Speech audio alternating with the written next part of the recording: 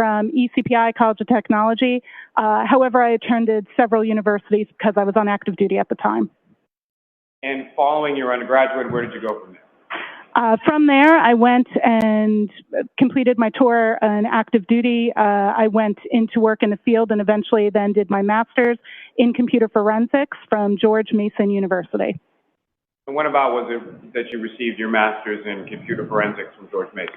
I received my master's, I believe, 2014. And as far as, you mentioned that you had started working a little bit post-military, but before going to grad school, is that right? Correct. I started working in digital forensics in 2010. And where did you begin when you started working in 2010? I was a contractor for a company called American Systems, working at the Terrorist Explosive Device Analytical Center, called TDAC. And following sort of going forward to when you received your graduate degree, if you could speak a little bit about your work history since then. Sure. So I continued to work at TDAC while I had completed my degree.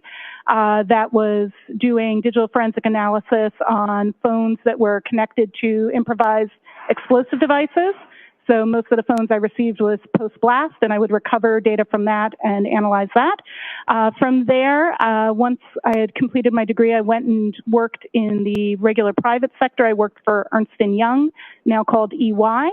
There I was one of their mobile forensics experts working a variety of cases, everything from insider threat and insider trading. Then I really missed doing more public service work. So I left to go to the National Media Exploitation Center, which is I worked there as a contractor under a company called Basis Technology.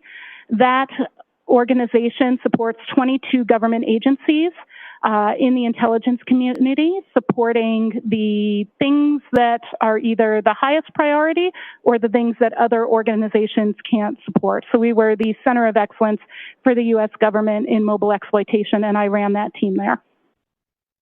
Yeah. And then from there, I can go from there.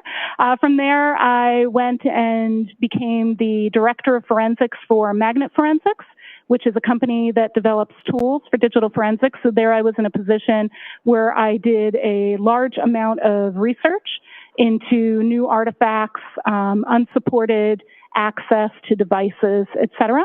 I was there for 5 years before starting my own firm. And then what did you, no, I'm sorry, let me start again. As far as what, if any, teaching experience do you have in relation to the field? That is an excellent question. I've actually been an adjunct professor at George Mason University since 2016. I've taught 20 terms in their graduate program. I teach the mobile forensic analysis course in their digital forensics master's program. In addition to your work and your teaching and all your training, are there any professional organizations related to your field that you're a member of? Actually, several. I am a member of the Organizational Scientific Area Committee on Digital Evidence, which is a part of NIST, the National Institute of Science Technology. I am a member of the Scientific Working Group on Digital Evidence, also called SWIG-DE. I am the chair of a project called DFIR Review that does peer review of academic work that's done by practitioners in the form of blogs. I've been chairing that project since 2018, or when it started, with our first publications in 2019. I am the first VP at the International Executive Committee level of the High Tech Crime Investigation Association, also called HTCIA, which I've been a member of since 2012, and I've been elected, I'll ascend to president next September.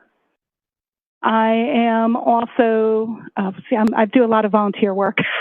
I also am an associate member of the American Academy of Forensic Sciences, AAFS, and I just recently finished my term as an associate editor for Forensic Science International Digital Investigations, which is a peer-reviewed journal in the academic space of digital forensics, and I'm still a reviewer, but I stepped down from my duties as an associate editor.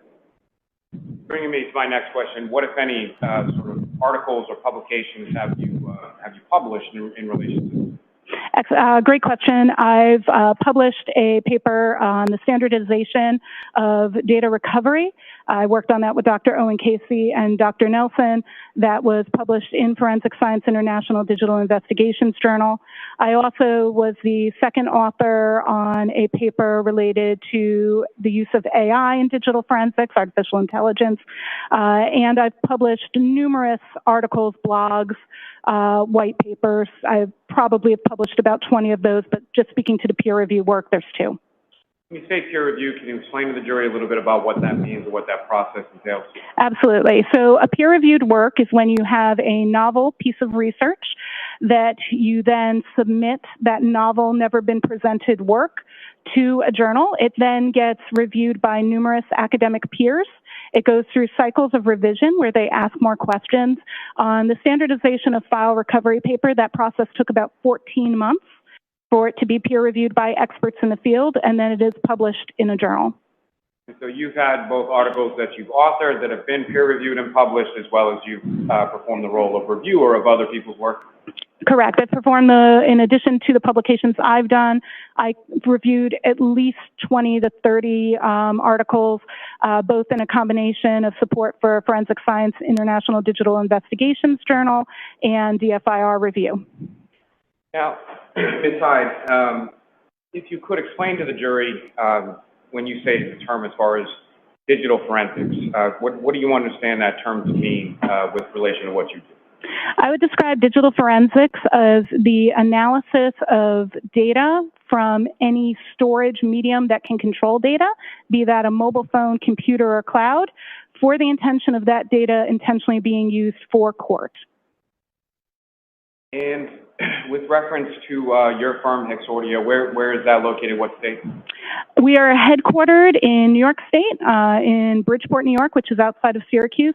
We also have an office location in the D.C. metro area in Tyson's Corner, but we have employees in 6 states. And with respect to your duties and responsibilities in regard to your firm, what is it that you do? Great question. So I do perform digital forensic analysis on cases. I currently work on 2 U.S. government contracts supporting 1 digital forensic analysis and 2 novel research and exploitation of mobile devices. So I'm named personnel on 2 contracts, and then I manage another 3. I also develop training for mobile forensics.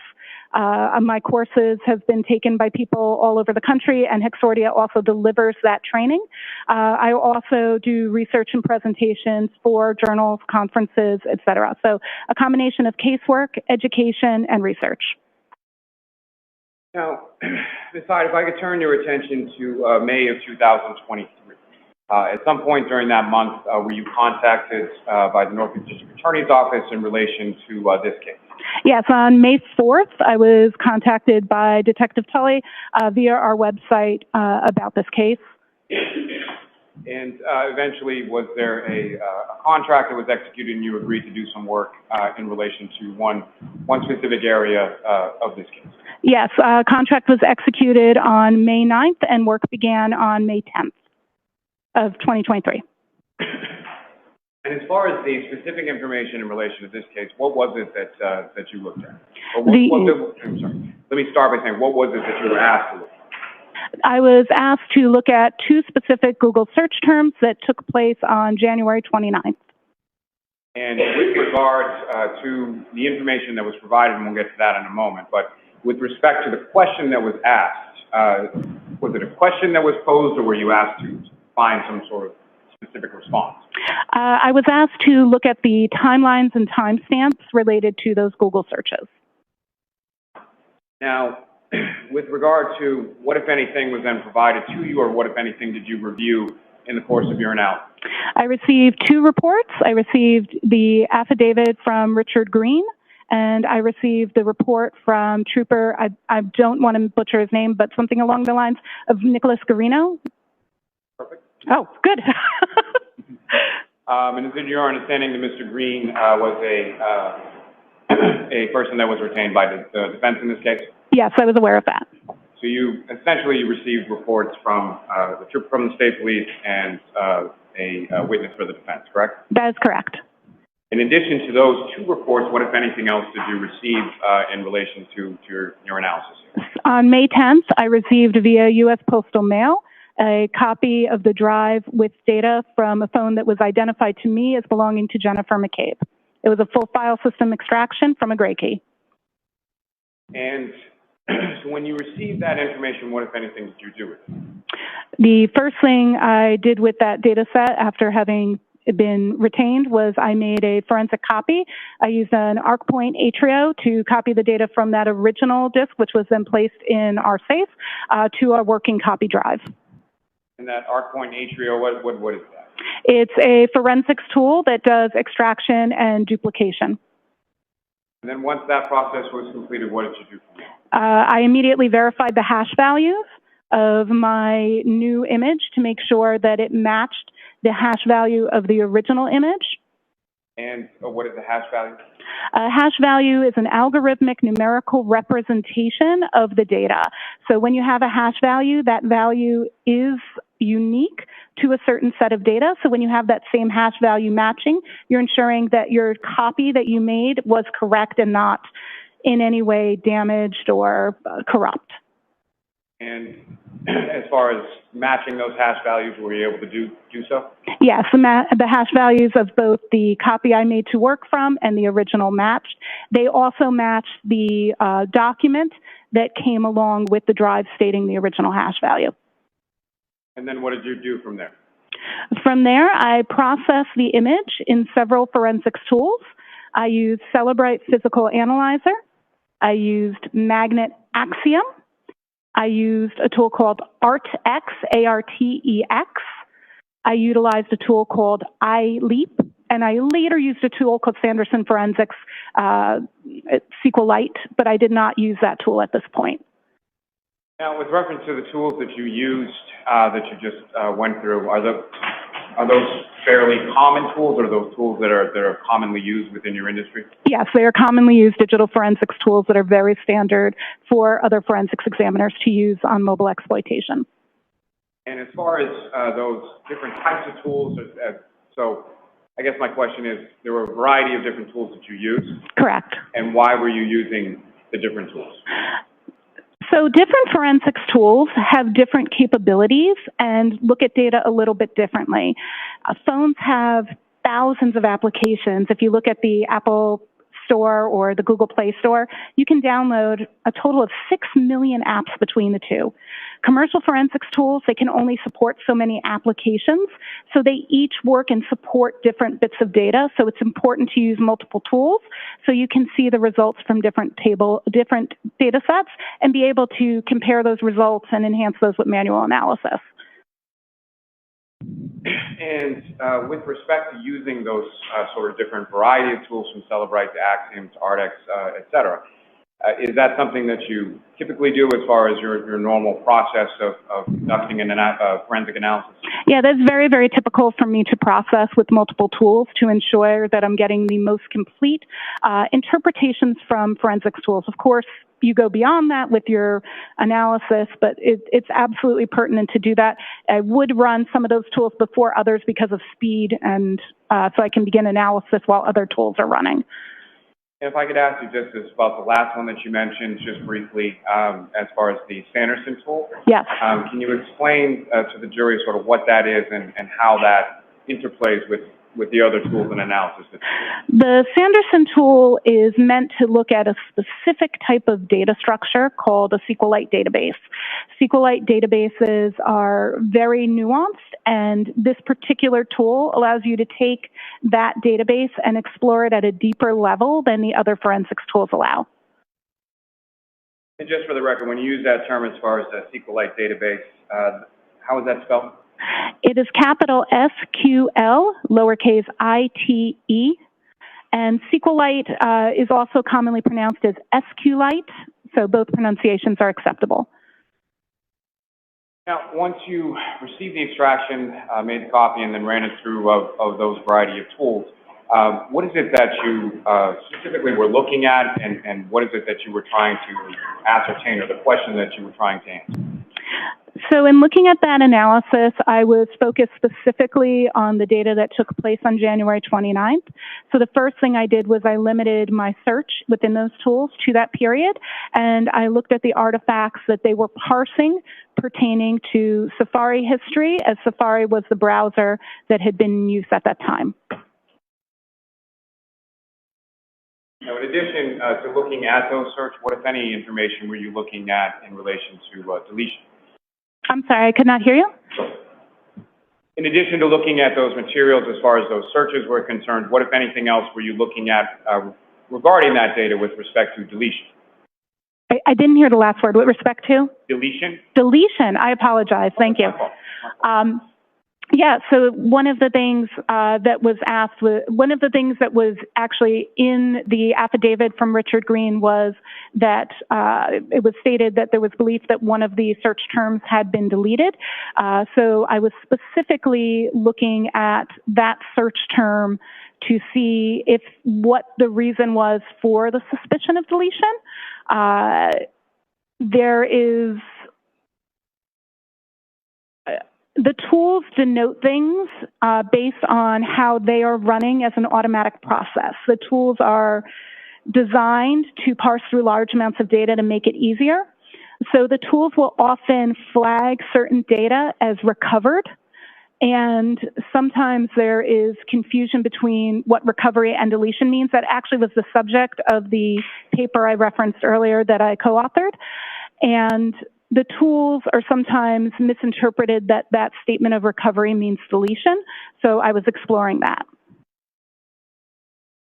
Now, you mentioned specifically there were two searches of interest that you were exploring, is that correct? That is correct. And what were those two searches, and what, if any, information did you have in relation to those? I had the information from the two reports that had been written in terms of what they found. And the two search terms, one was HOS, H-O-S, long to die in cold, and the other one was how long T-I, die in C-L-K-D.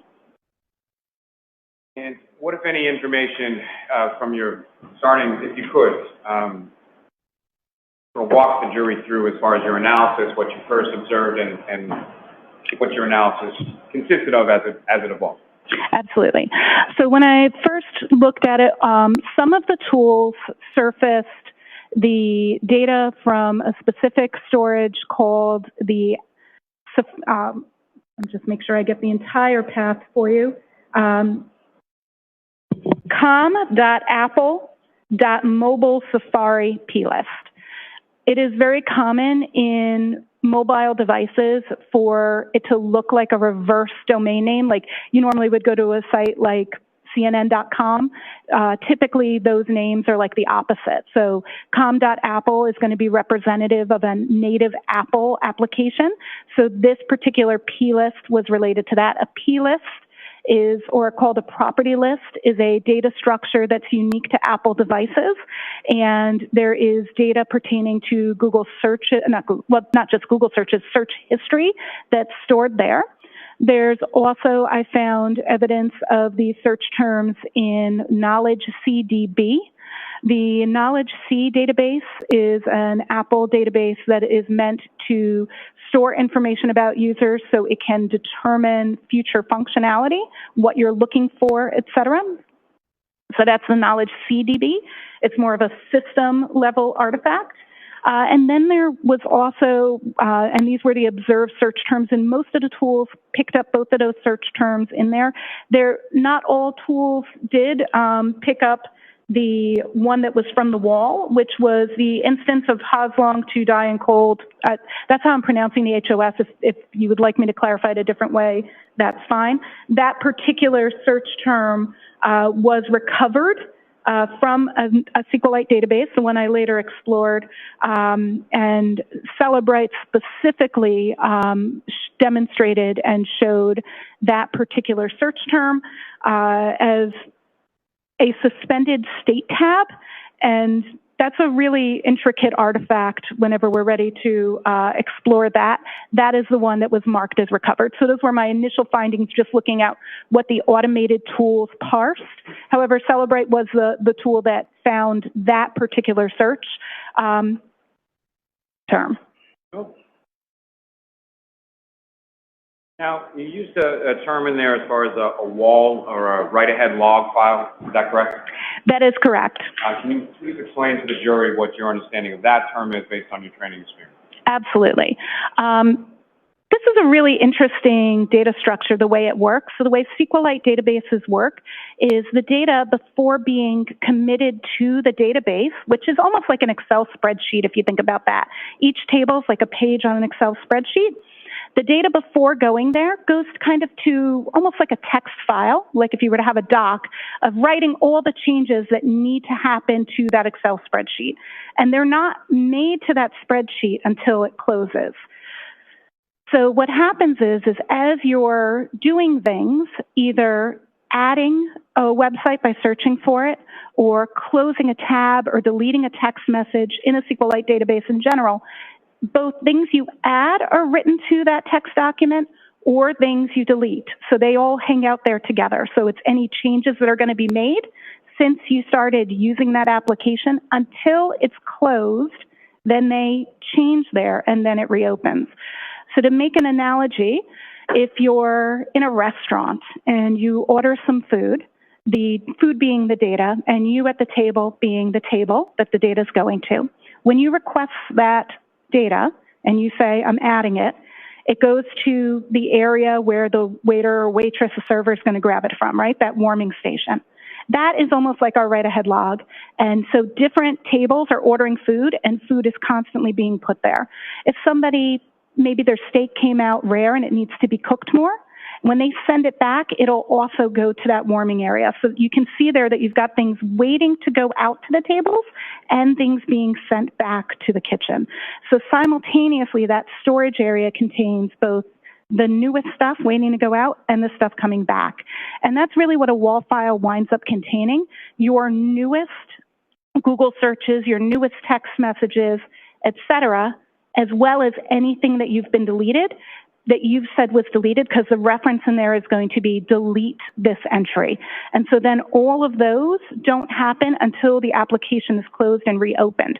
If the application's been closed, when we do the extraction, we actually don't get the wall file. We only get the wall file if at the time of extraction that database had not been closed. So that just means that Safari in this instance was still running when the extraction was done. Most of you, when you use your phones, you leave the applications up. So because of that, we have a wall file, and so that wall file is going to contain both a data that's been requested to be deleted and new data. Now, when I say deleted in this instance, I don't mean like you as a user saying delete this old text message. What I mean when I say deleted in this instance is removed from the database. So when we're talking about something like a Safari tab, deletion from the database can occur because you close the tab. We all open tabs when we use our browsers on our phone, and we all close them. And so closing in that instance would be a deletion in the database, but what that's doing is not a user requesting deletion. So I just want to be clear on that term. And to that point, as far as, so when you say something has been deleted, specifically with reference to the write-ahead log or the wall file, that's not something that's necessarily initiated by the user themselves, correct? Correct. And I think that's a common misconception, yes. Your Honor, just in regard to a side issue, may we approach just briefly? Sure.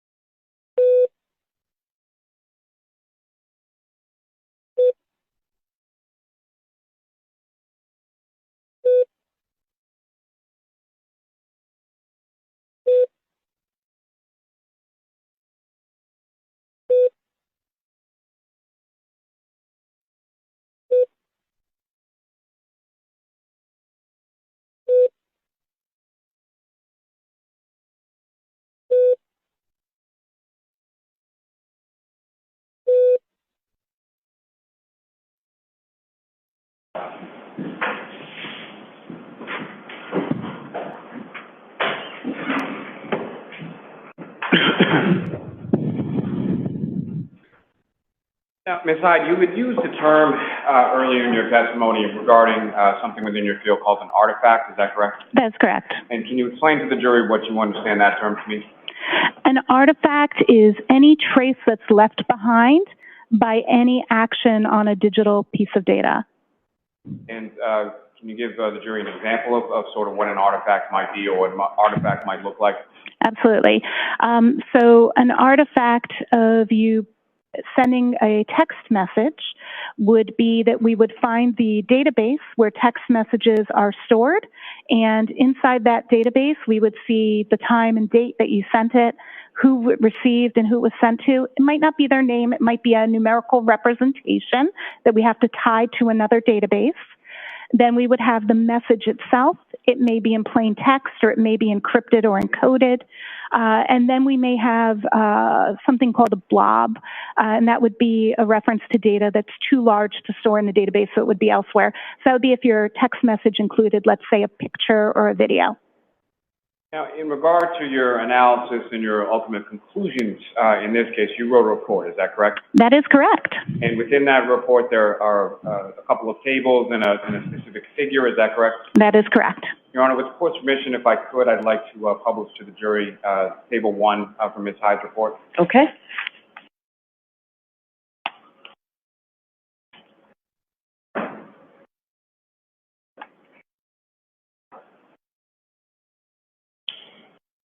Ms. Hyde, do you have a copy of your report with you as well? I do. Your Honor, with the court's permission, just because I fear it may be a little difficult to see from where she's seated, if she could refer to the table in her report. Thank you. Ms. Hyde, what's up on the screen, and I'm sorry, there should be a laser pointer on the desk before you. Do you see that? I do. Oh, yes. So using that laser pointer, if you could draw the jury's attention, or direct the jury's attention, I should say, with respect to what are we looking at in a specific case? Absolutely. So this table here has a couple of different elements that I'm showing in terms of what searches were searched where, and when, and what source of data they came from. So if we look at this first search, I have them in the timestamp order that is associated with the artifact. I want to clarify that we need to discuss the meanings of these timestamps as we go. So this first one that you're going to see is, and I'm just going to reference my paper because of the size, is 0227 and 40 a.m. So that's 2 o'clock in the morning, 27 minutes and 40 seconds. And it is a search for the term HOF, long to die in cold. And that timestamp in this instance is from the browser state DB, which is right here. The browser state DB is an artifact that speaks to when tabs are moved. So when you're using your browser and you open different tabs, you may have a search that this time pertains to the time that that tab moved. It could be lots of things. It could be you switch tabs. It could be you close the tab. It could be you minimize the application. Depending on the version of iOS, what can be that browser state of the tab that changes this timestamp differs. But what's very special to know about this timestamp is that that is not the time necessarily of this search. If a browser is opened and a single search is made, those will match. However, as long as that browser hasn't been closed, moved to the background, etc., if that browser has had any activity that happens to that tab in terms of application closing, minimizing, this can update. That is what that timestamp is for. This search term is always going to be the most recent search term in that tab. That means the last item that was opened in that tab was HOF long TI die and cold. We cannot tell by this particular artifact what time that search occurred. It is a high likelihood that that tab was opened at this time because there was another search that occurred at 2:27 in the morning. It was a sports site. I cannot pronounce it. It began with an H. Hockomock Sports. Hockomock. Okay, thank you very much for the pronunciation. Hockomock Sports. There were a couple of searches pertaining to that done immediately after, but it appears that that's when this tab was opened and the first search done there. So this search we know was done by this, and we know that it was the last search in the tab because it comes from this source, the browser state DB. And that means that particular timestamp and search pertains to what has happened with the tab. And that's what allows you to open your Safari browser on your iPhone and then open it on your iPad or your Mac and have the same tab. That's the function there. This search here, this is really interesting. So at 6:22:49 a.m., we have an entry in CacheDB that is specifically, if we dig into this URL, this is an Apple suggested term. So when you use a browser and you start to type a search you've never typed before, the browser tries to help you and say, are you searching for this? So as the user began to type the phrase in the immediate search after, which is how long TI to die in CKLD, this particular suggestion came up, indicating in all likeliness that the search term being typed had not previously been searched, because Apple suggested, instead of a previous search, it suggested how long does it take to digest food. After how long to digest food had been suggested, the user then has a search at that time, 6:23:51, for how long TI die in cold, and that is coming from the mobile Safari plist, the com.apple.mobile Safari plist I mentioned earlier, and the search is also shown in the knowledge CDB. That's commonly what we would expect. We would expect that search to be in both of those, both that plist and that database. Then the... Can I stop you? Yeah, absolutely. As far as the expectation of that being in both of those, the plist and the other database, why is that? That is because the search is not being tracked not only by the plist for Safari, but also by the system itself to be able to do that predictive coding. So in the future, when you start to type how long, it gives you what you searched last time. And with respect to that, how long it takes to digest food, based on your analysis, was that a search term that was ever entered into this phone? Correct. The source of that, if you look at this first line where it says cdn2smoot.apple.com, that's what indicates that this is an Apple suggested term, not a user input term. I'm sorry, I interrupted you. If you could please continue with the next. Absolutely. The next search that was done immediately after the search at 6:23, the next search was how long TI die in CLKD. Again, we see that search both in the Knowledge CDB and the mobile Safari plist. And then we have, so we see it in both databases. Then, so that's how long to die in cold. Sorry, I was on the next line. Then at 6:24, we get the next search, which is HOS long to die in cold. And we have that search again, both in the Knowledge CDB and the plist. If I were timelining this based on activity as opposed to timestamps associated, what I see here is the beginning of a user typing a search, Apple making a suggestion of how long to digest food. The user does not take that suggestion and rather inputs how long TI die in CKLD. They then make a second search of HOS long to die in cold. That search winds up being the last search in the tab, and that is why we see it in the this particular browser state DB. It should be noted that this is in one of those WAL files and not the raw file. And so as far as sort of towards the top there, and I know we'll get a little more to this in a moment, but as far as that reading is 2:27:40 in the morning as far as the timestamp associated with the search, why would that timestamp be associated with it if it's searched later on in the morning? Because that table isn't showing the time of that search. It's showing the state of the database. So it's saying that the last time that tab was touched, moved to the background or foreground, was 2:27 a.m. The website, as you search more websites in the tab, that gets updated. So the current state that this is showing is that it was, the tab was moved to the background or opened or some action for the tab at 2:27 a.m. when the Hawkmock Sports, I got it right, Hawkmock Sports website was visited. And then once the Hawkmock Sports website was visited, that tab was in continual use. There are other searches and activity that happens. We don't see, that happens eventually.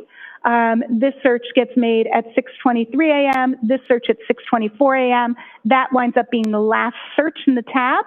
And because it's the last search in the tab, that's what the final update is and the final status. So when you say last search in the tab in reference to time, in reference to what time specifically? I'm sorry, I don't understand the question. Bad question, let me rephrase. So as far as the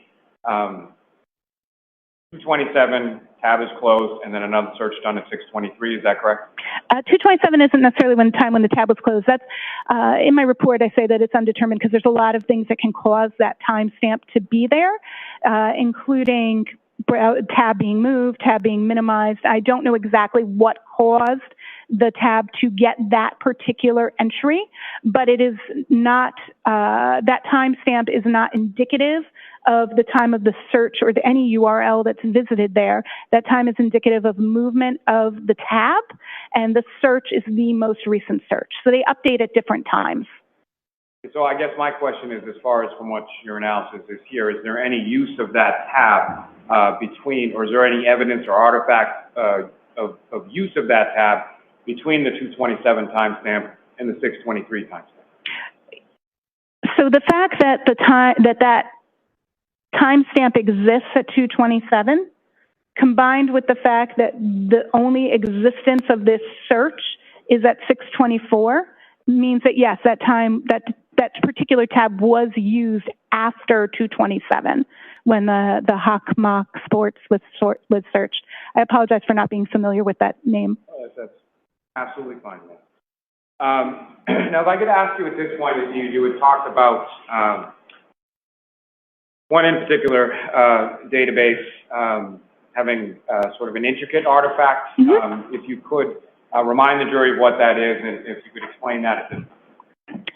So the artifact that needed a little bit more explanation and digging was this browser state tab, and that's because if you look at the end of this file name, you'll see it's a db-wall. That means it wasn't in the regular database, it was in the write-ahead log. And to Celebrate's credit, that tool actually parsed the write-ahead log and displayed it where the other tools did not. If you remember before, we talked about write-ahead logs, and we talked about the fact that they can contain data that is both removed from a database and data that's not yet to be committed. And this database, we do not know which that is, but what I did was I manually went through, and that's in the figure, I manually went through and reconstructed the wall files using the Sanderson SQLite tool. And in reconstructing the wall files, I found many. I'll tell you exactly how many if I can refer to my notes. Can I refer to my notes? 1, 2, 3, 4, 5. Approximately 16 instances of that existing in the wall file. Now, what's interesting in that figure is that each entry of something in a write-ahead log gets a unique identifier. So it gets a number, right, that makes it unique. Just like each one of us has a phone number that's unique to us, each entry in the database that starts in the write-ahead log gets its own unique identifier. And that unique identifier in this instance in all 16 entries in the wall file is the same, which shows that it's truly only one search, not multiple searches for that search term in terms of what exists in the wall file. So that's the first piece of nuance there, that it only truly was searched one. And you would have to really dig into that wall file to expose that, but I think it was pertinent to know how many times this was searched. I'm sorry. Yes, please. Stop you there for one moment. And Your Honor, with the court's permission, if I could ask Ms. Gilman to publish Table 2 now. Okay. Oh, wonderful. May I look at Table 2? Sure. Thank you, Your Honor. And Ms. Hyde, do you recognize what's up on the screen? I do. That is Table 2 of my report on page 4. And if you could, again, using the latest form that you have before you, direct the jury's attention to what, if anything, is significant is depicted in Table 2 up on the screen. So table 2 here is designed to share with us what each of the locations that can potentially have Safari data, what kind of data they hold. And one of the things that many of us are interested in sometimes is, do these things hold our private searches, like if we're in incognito mode in Google or private searching here. So this table denotes if we're seeing private or non-private searches, if it includes tabs that are open or closed, so that we know which artifacts are giving us what kind of information, as well as what some of the associated timestamps mean. So this was designed as a guide to really understand Table 1 more in depth. So this first one here, this refers to the history DB wall file. And that file has non-private searches. It includes closed tabs. And the visit time there is the time that a user reopened the tab. We don't always have the artifacts we want. And in this instance, we did not have that particular one. Then we have the Safari Tabs DB. This has private tabs and non-private tabs. And it shows only tabs that have not been closed. So this is an active tabs database.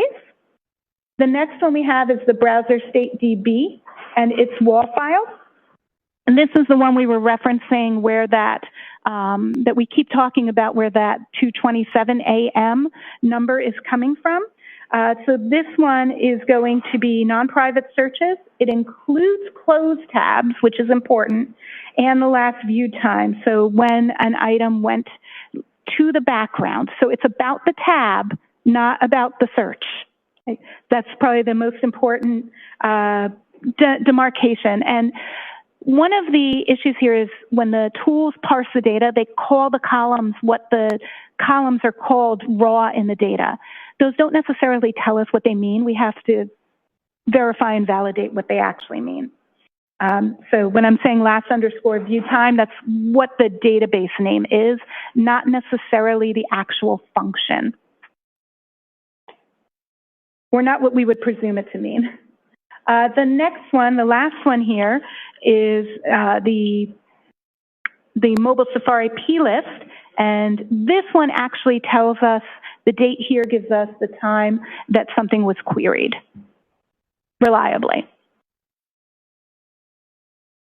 Now, if I could ask you, if you could just explain to the jury as far as these SQ or SQLite databases, how exactly do they work, and what, if any, relation do they have with regard to data and information with the write-ahead log or the wall file? So SQLite databases work and function as a storage for anything that the phone may need to reference later or that you're doing. They're stored for a variety of things. Most of your third-party apps use SQLite databases, and multiple applications do. So SQLite gets information in, and it allows for that information to be updated, added to, or removed from. So data that's in that situation, that it's sitting in the database, that is what we refer to as live data. Then data that is waiting to be put into the database, that is sitting in the wall, or has been requested to be removed, that is what's in the write-ahead log, and we call that non-live data because it's not in the active database. So when you're using an application, and it's putting that data to that temporary storage area, that wall, that write-ahead log, what happens is then when you request data by going into your contacts, let's say, and looking at the people who are stored in your contacts, right? Your mom, your dad, your brother, your sister, all those people. When you're looking, your best friend, you're looking up their numbers, that data is all stored in that database. So when you add someone, it does that entry to the wall. Now, so if I just added Sally, how do I know that Sally's in there, right? Well, what happens is the interpretation of the SQLite database goes to the wall, checks and sees if it's in the wall, and uses the wall to incorporate it together to present you everything as if it's in there. Then when you close the application, you close contacts. You don't just put it away like go switch apps. You actually close it.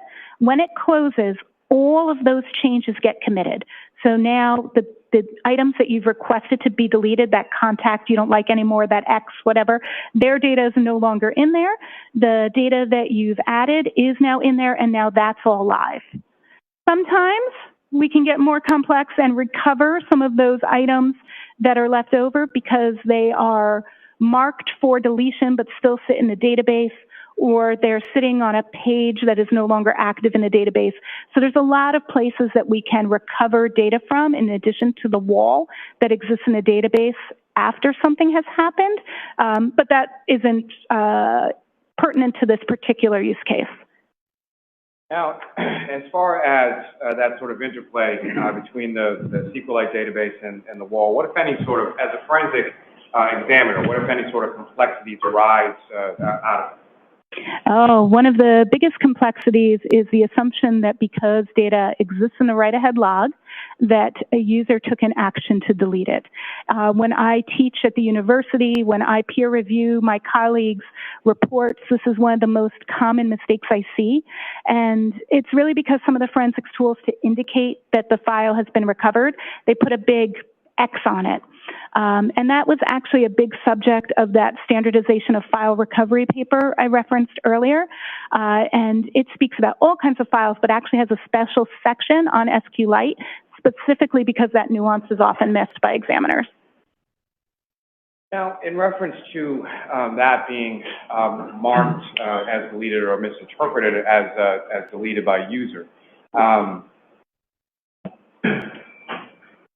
is there a specific tool of the tools that you mentioned before, as far as Celebrite versus Axiom versus that has that information that others may not? So Celebrite and Magnet Axiom, both Celebrite Physical Analyzer and Magnet Axiom, both have file system viewers that then have SQLite database viewers. I would say that those SQLite database viewers have more of a basic function in terms of looking at data in the live database. They don't allow for deep analysis of the write-ahead logs, which is why in my analysis I use the specialized Sanderson forensic browser for SQLite. And so when you see something like that in a Celebrite extraction, is there, what if any further analysis do you do to sort of look behind it? Absolutely. Anytime I see an entry marked as recovered, and I'll use the term recovered instead of deleted, by Celebrite, and the source is a write-ahead log, I would go and begin reconstruction of the write-ahead logs using Sanderson's forensics tool to get to the meat of, is this something that it has been deleted, or is this something that has yet to be written to the database? You can often see remnants of that based on how many unique entries there are of it. What the other thing we do is, so I mentioned that when we have the wall file, it hasn't been applied. So if I take the SQLite database and the wall file out, and I make another copy of them. So I've got one copy I'm looking at Sanderson, and I take another copy and I actually open it. What's cool is it does the commits. So then I have a copy of the database that actually has all those changes. So I now know if the entry was deleted by just comparing the two. So I can do that analysis by basically making the database think it was reopened, by reopening it with a non-forensics tool in that instance, just to see what it would look like in real life. And then I can look at the difference between the two and determine if something was marked for deletion or addition. Now, are there different reasons from your training, your experience, and your knowledge of these systems? Is there different reasons for why it's your conclusion that that particular search or those search terms were not deleted by the user specifically? Yeah, well, there's a couple of reasons. First, the way tabs work from a functional perspective, you can close a tab, but there's not really a user deletion function for the tab. And there was no evidence of other deletion, if that makes sense. It doesn't make sense that the term was, I don't see evidence that the term was searched prior to that 624 time.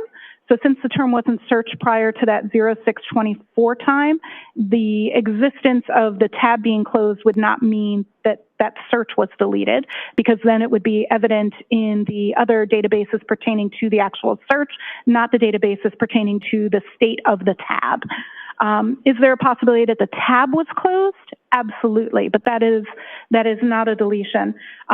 Secondly, an existence in the wall file, as we mentioned, could be that it's something new, not something that was deleted. So just its mere existence in the wall file doesn't mean it's deleted. I should say that that same X in the tools, you have to check the file, because It could be from a free list or a free page, in which case, I know we didn't go into those details, nuance of SQLite databases that actually doesn't pertain to this. However, those would be truly deleted items. So there's other places where we would expect potential recovery, not necessary in this instance. And you can have something that's in a WAL file and deleted without being in those other locations. Just stating that its existence in the WAL file itself doesn't mean deletion. But there are other SQLite things that would clearly indicate deletion that aren't applicable to this particular search. Now, Your Honor, with the court's permission, if I could ask Ms. Gilman to publish figure 1 from Ms. Hyde's report. Ma'am, thank you, Your Honor. And again, Ms. Hyde, you recognize what's up on the screen?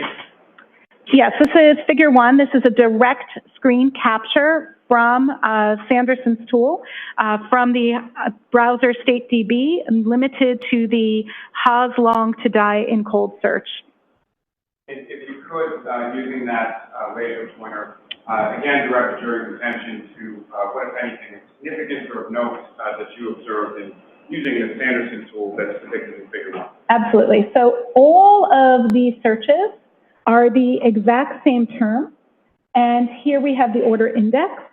And here we have that last view time. And by looking at the last view time, which is the raw title of that artifact for the timestamp we were looking at, these are identical. This, and more importantly, are even the actual UUID for these are identical, which is right here. Now the offsets are different, and what that means is that this is just appearing several times in the write-ahead log.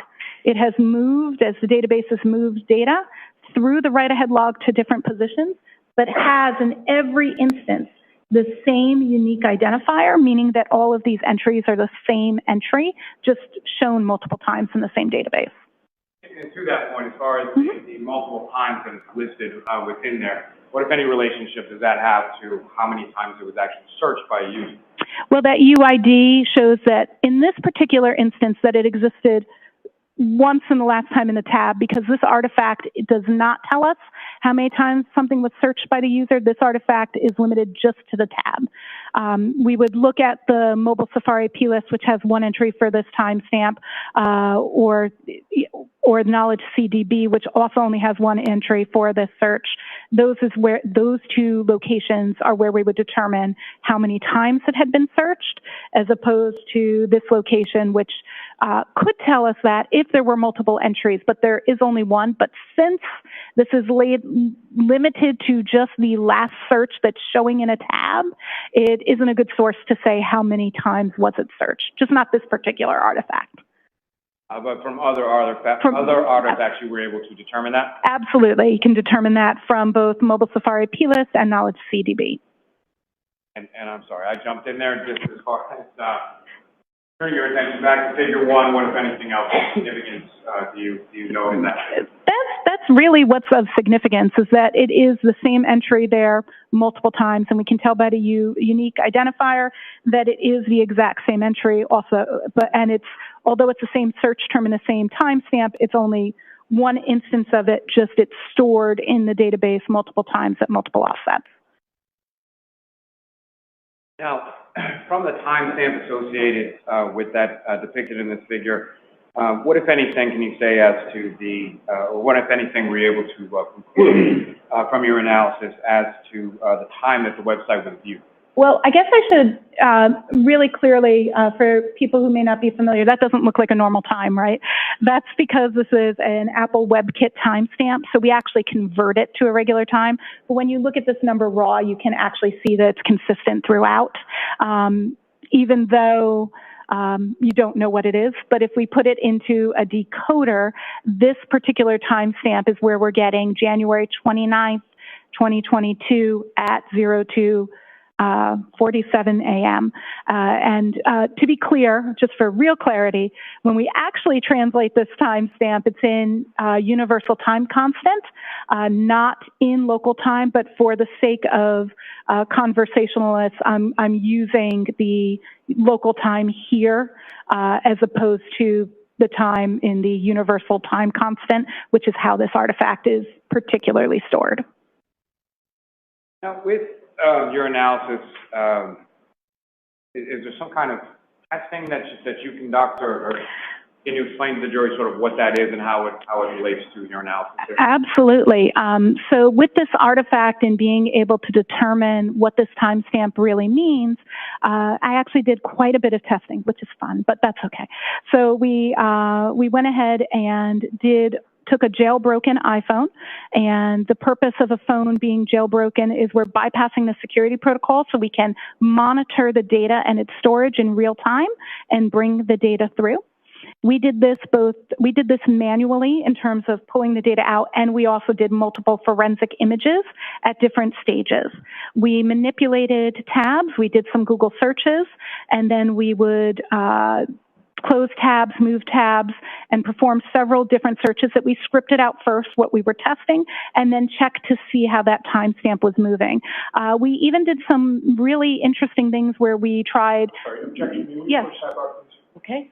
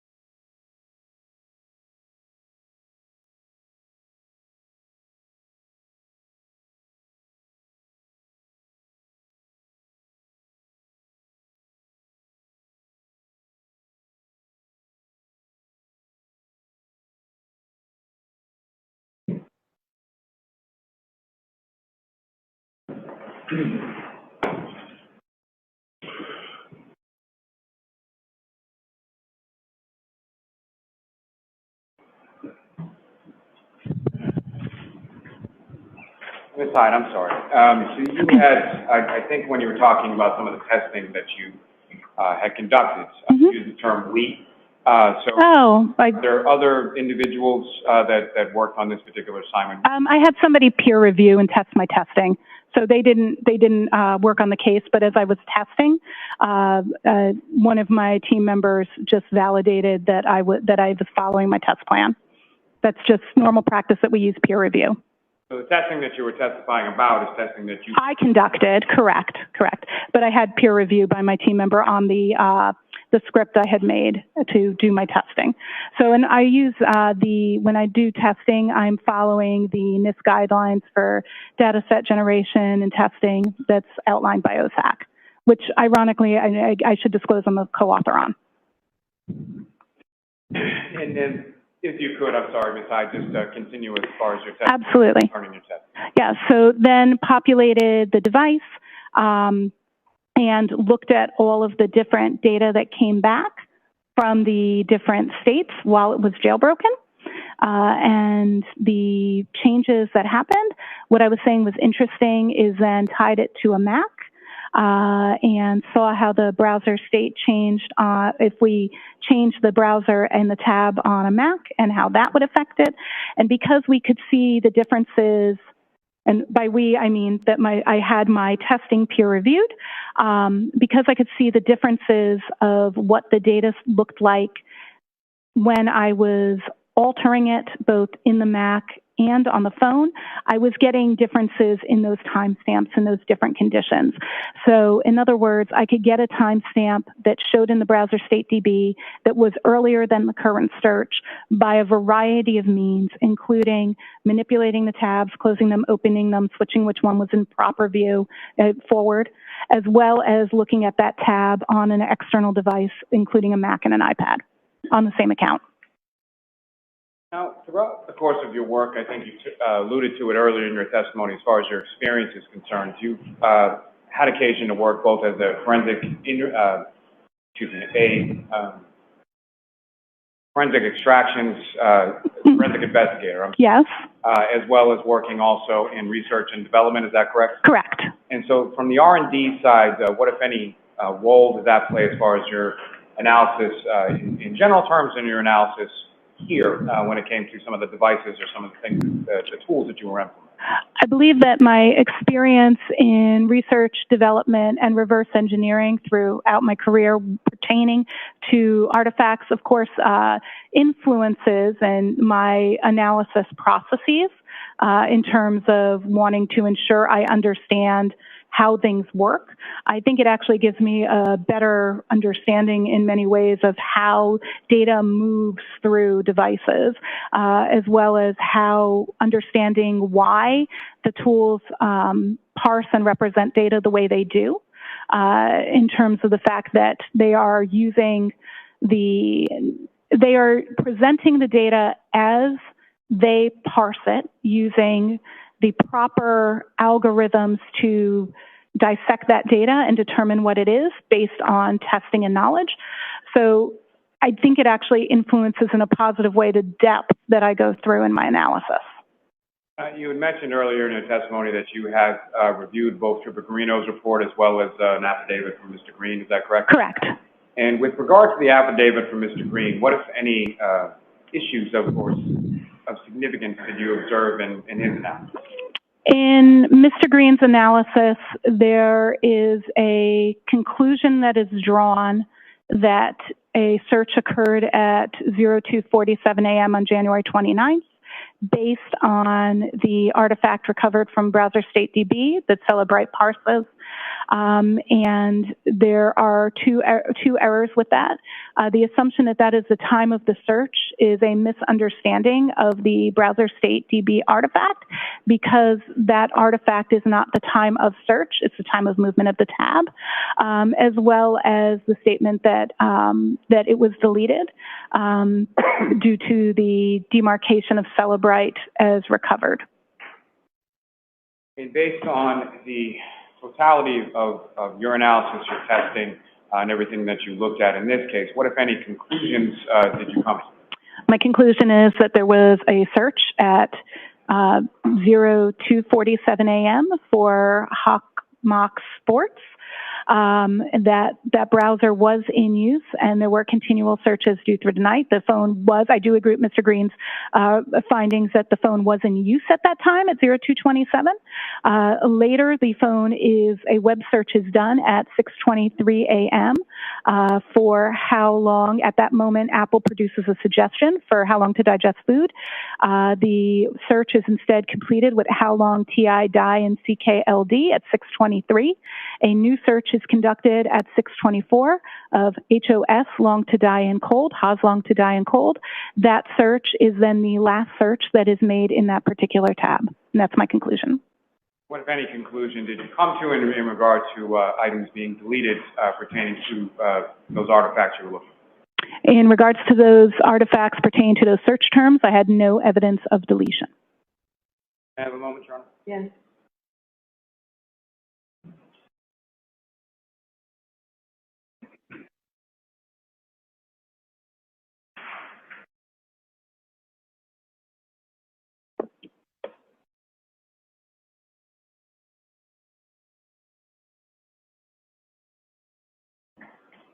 Your Honor, may we approach? Mr. Lally? Yes, Your Honor. The Commonwealth seeks to introduce and admit as the next three exhibits, Table 1, Table 2, and Figure 1 from Ms. Hyde's report. Okay. There's no objection, Mr. Yannetti. There is no objection, Your Honor.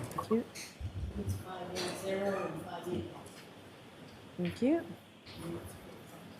Thank you. Just Table 1, Table 2. I think the order I gave him. Thank you.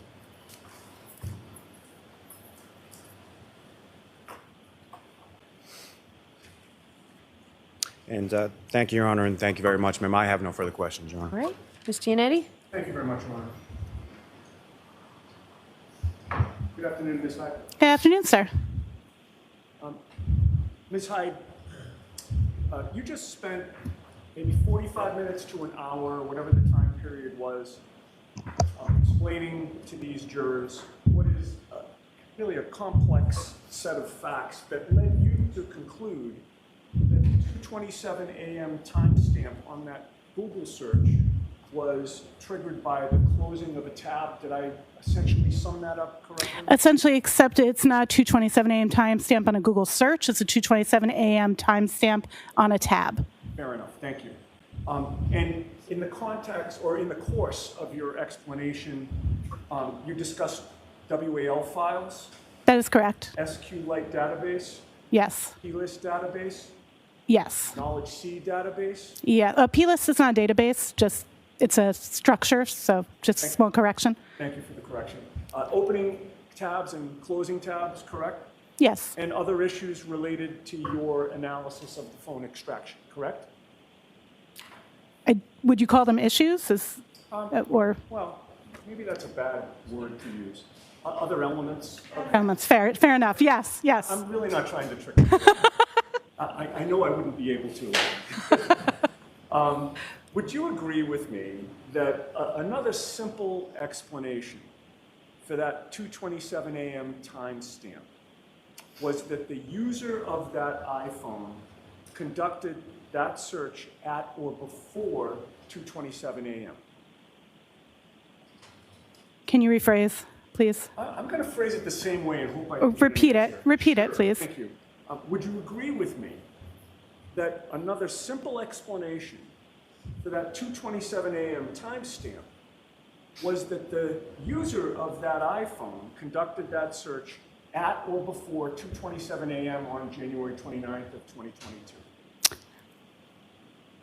That timestamp is not indicative of a time of search. So the question is difficult to answer because I can't say that that timestamp tells me anything about the time of search. Okay. So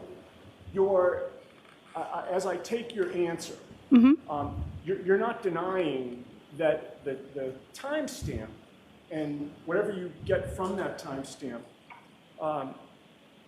doesn't rule out that the Google search was done at or before 2:27 a.m., correct? If I'm understanding your question, there was a double negative, so I just want to clarify. The question is if the timestamp could exist because of a search happening at that time? No. Or, no, I guess okay. what I'm saying is your analysis of the phone does not rule out that the user of that phone performed that Google search at or before 2:27 a.m. There is no indication of a Google search at or before 2:27 a.m.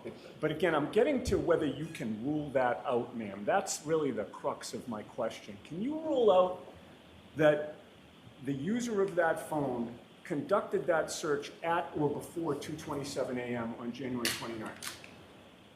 There is a very unlikely possibility based on the fact that there is no evidence that the search occurred before that time. That's just like saying that the user searched for pandas at 2:27 a.m. Could you rule that out? I can't rule out something that doesn't exist. All right. Well, you would agree with me that with regard to your analysis of this phone extraction, you were given very specific instructions in terms of what to look at, correct? Correct. I had a very limited scope in this analysis. And who was it that gave you that limited scope? That scope was relayed to me by Detective Tully. Okay. And Detective Tully instructed you specifically to only look at the part of the phone extraction that dealt with the Safari search history. Correct? Safari search history specific to January 29th, 2022. That is correct. And he instructed you not to look at anything else on the phone, correct? I looked at related artifacts such as